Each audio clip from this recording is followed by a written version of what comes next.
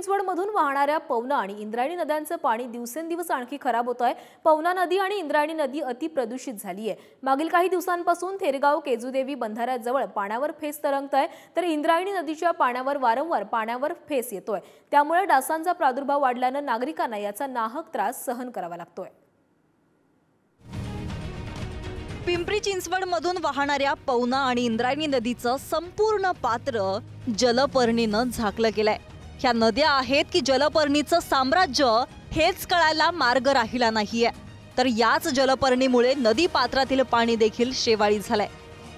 समस्या इतकीच नाहीये, तर हीच जलपर्णी डासांच्या उत्पत्तीचा अड्डाही बनली आहे। त्यामुळेच पिंपरी चिंचवडकर जलपर्णीमुळे शेवाळी झालेलं नदी पात्रातील पाणी आणि डासांसारख्या दुहेरी त्रासाचा सामना करतायत। परिसरातील नागरिक पिंपरी चिंचवड महापालिकेकडे या समस्या घेऊन वारंवार जात आहेत, मात्र महापालिकेकडून यावर थातूरमातूर उत्तर देऊन नागरिकांना परत पाठवलं जातंय।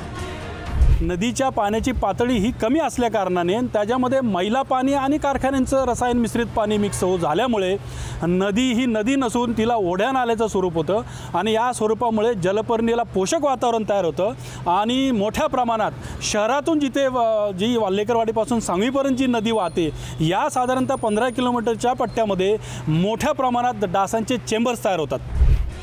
नदी पात्रातील जलपर्णी काढण्यासाठी आणि डास मारण्यासाठी पिंपरी चिंचवड महापालिकेकडून दरवर्षी कोट्यवधींची कंत्राटं काढली जातात, मात्र प्रत्यक्षात काहीच होत नसल्याचा आरोप आता नागरिक करतायत। नदी सुधारचा जो घाट घातला चाललाय तो घालायची सुद्धा गरज नाही जर नदी प्रदूषित केली नाही। पण एकंदरीत सरांनी जसं आता सांगितलं की हा टेंडर आणि जलपर्णी काढण्यासाठीचा जो पैसा खर्च होतो आणि ठेकेदार मोठा करण्यासाठीचं हे मोठं षडयंत्र आहे आणि नदीचे प्रॉब्लेम्स इतके मोठे करून ठेवा की त्याला नदी सुधार प्रकल्प हाच एक पर्याय असं लोकांना वाटलं पाहिजे।